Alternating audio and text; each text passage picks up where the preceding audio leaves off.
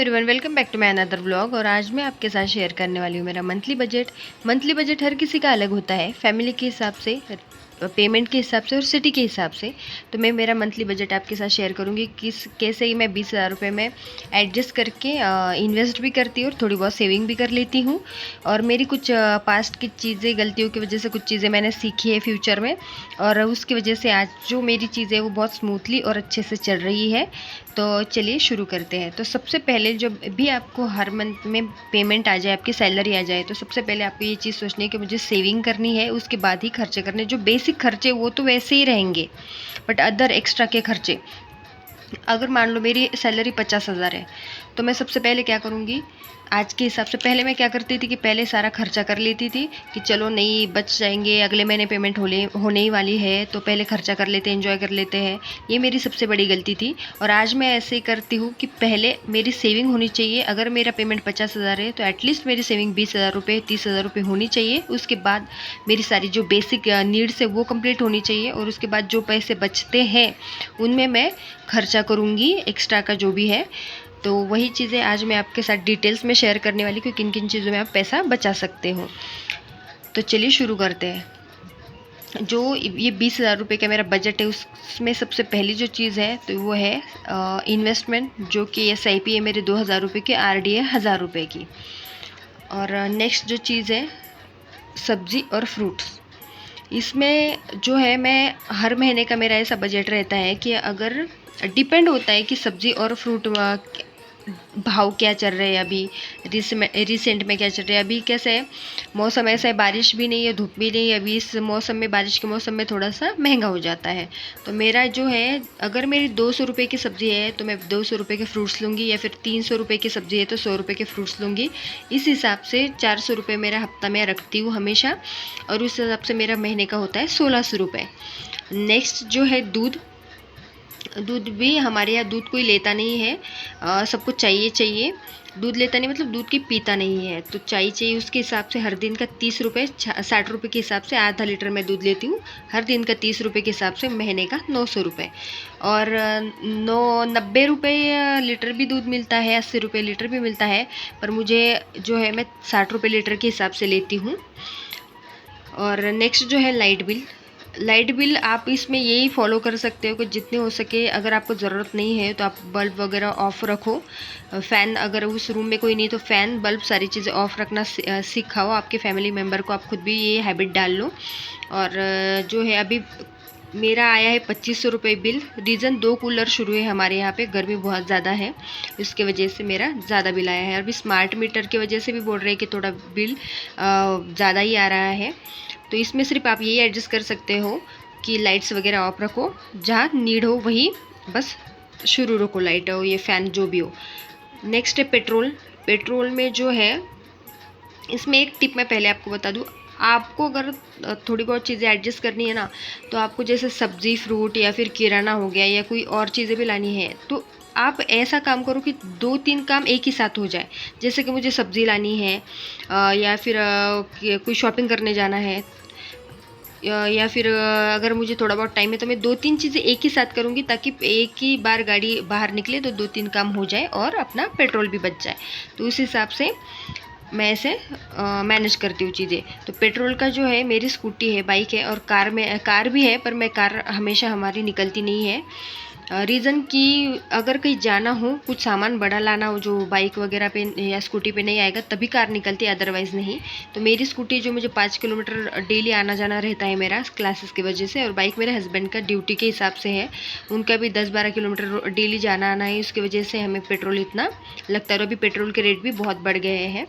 Next है cylinder 1,000 रुपये के हिसाब से, और 2 महीने में एक बार मुझे सिलेंडर, मतलब 2 महीने तक मेरा एक सिलेंडर जाता है। और नेक्स्ट टीवी हमारे यहाँ कोई देखता है नहीं, तो केबल मैंने लगाया नहीं है, मोबाइल ही हम चलाते हैं। और सबसे मेन, जो सिटी में रहने वाले लोग हैं, उसका खर्चा ज़्यादातर होता है रेंट जो है 10,000, 12,000, 7,000 जैसे भी है, जो रेंट से रहते हैं उनको पता है। ये हमारे यहाँ पे स्किप हो जाता है, क्योंकि हमारा है पुलिस क्वार्टर, और पुलिस क्वार्टर के हिसाब से हमें रेंट देने की ज़रूरत नहीं, ना तो पानी का, ना तो हमारे क्वार्टर का।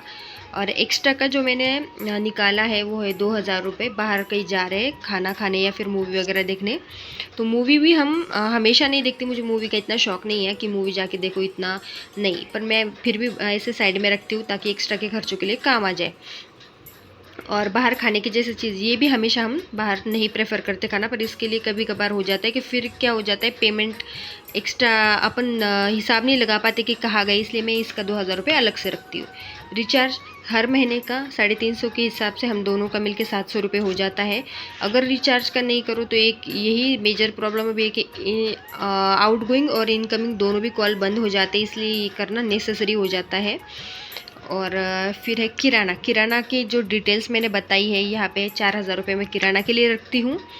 और किराना में जो भी चीज़ें हैं, ये एक्चुअली मुझे याद नहीं था, अभी तो मैंने ये लिखा है ड्राई फ्रूट।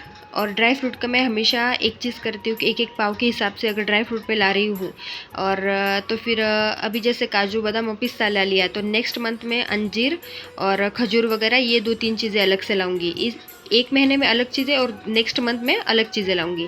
फिर तेल में भी जो है मुझे 5 लीटर तेल लगता है महीने का। दाल 2-3 दालें रहती है, एक एक पाव के हिसाब से मैं लाती हूँ। शक्कर 3 किलो के हिसाब से। चावल वगैरह, चावल भी मैं 50 रुपये 50 रुपये का जो चावल आता है वो यूज़ करती हूँ डेली यूज़ के हिसाब से। और अगर कोई मेहमान वगैरह आने वाले हो तभी फिर हमारे यहाँ पे सेंटेड चावल और अच्छे जो होते हैं ना ब्रांडेड, वो यूज़ होते हैं। अदरवाइज़ हम 50 रुपये किलो के हिसाब से चावल खाते हैं।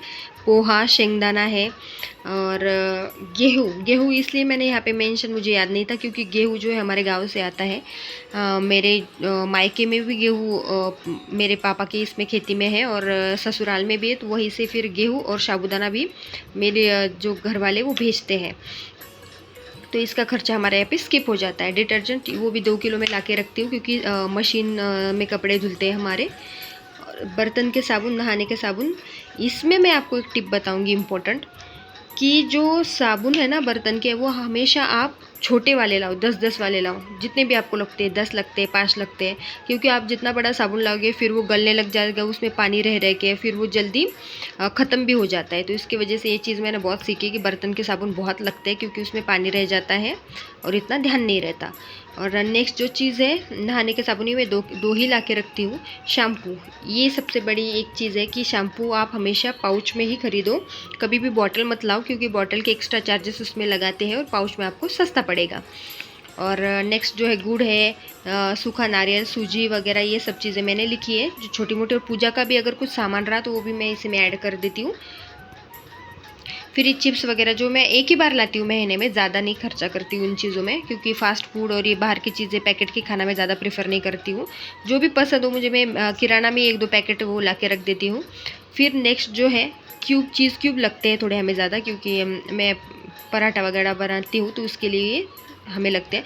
पनीर की अगर मैं बात करूँ, ये भी किराना में ही मैं प्रेफर करती हूँ, क्योंकि मतलब लाके नहीं रखती हूँ, पर किराना के इसमें पैसों में ये सब चीज़ें एडजस्ट करती हूँ।